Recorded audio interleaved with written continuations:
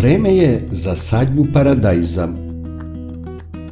Miris i ukus domaćeg paradajza iz sopstvene bašte ne može da se poredi sa kupovnim. Evo nekoliko važnih savjeta da udvostručite prinos paradajza. Da krenemo od dubine sadnje. Da li ste se ikada zapitali koliko duboko posaditi biljke paradajza? Možda ste već čuli od nekih baštovana kako je duboka sadnja paradajza korisna. Ali zašto je korisna?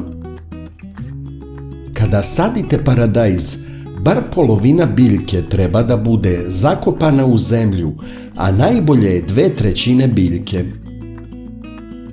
Iskopajte dovoljno duboku rupu i uverite se da tlo nije zbijeno nego rastresito. U suprotnom prekopavajte sve dok ne bude dovoljno rastresito.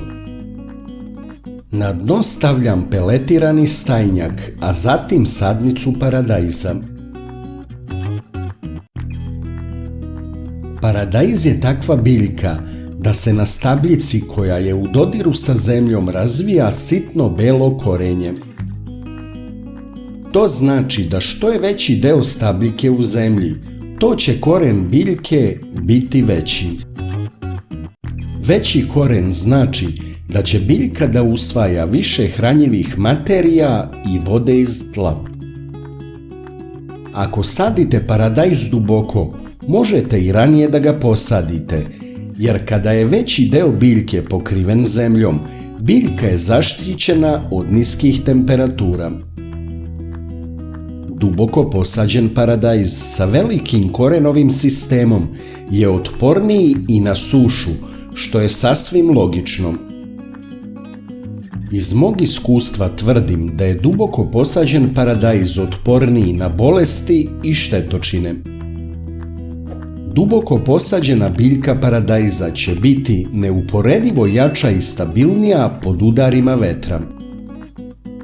Pošto je rupa duboka, dobro zalivam paradajz pre nego što ga zagrnem zemljom.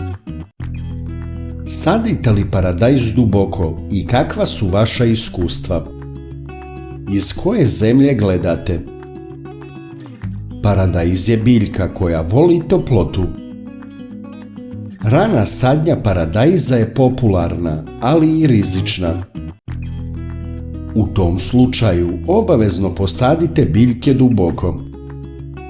Pa ipak kada je proleće, vreme zna da bude varljivo. Paradajz ne podnosi hladan vetar i niske temperature. Nadzemni deo biljke je ugrožen, ali postoji mogućnost da se zaštiti tokom tih nekoliko hladnih dana. Uzimam plastični balon od vode kome sam prethodno odsekao dno. Pokrivam biljke paradajza da prežive kritične dane.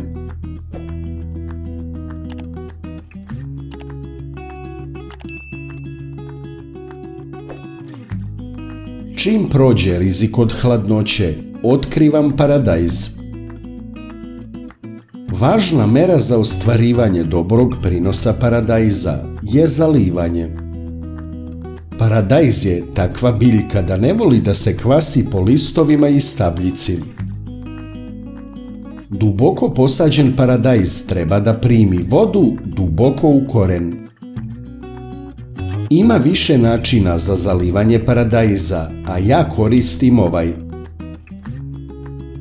Stavite jednu plastičnu saksiju sa rupama u zemlju, tik pored stabljike paradajza. U saksiju sipajte vodu.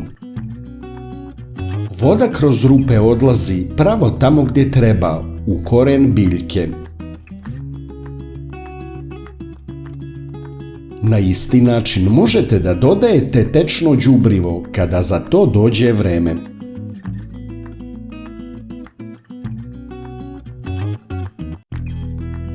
Najlakši način da podržite naš rad je da lajkujete video. Kliknete na dugme prati, zatim na zvonce i na kraju potvrdite zvoncem. Ovo za nas znači mnogo. Hvala vam na podršci.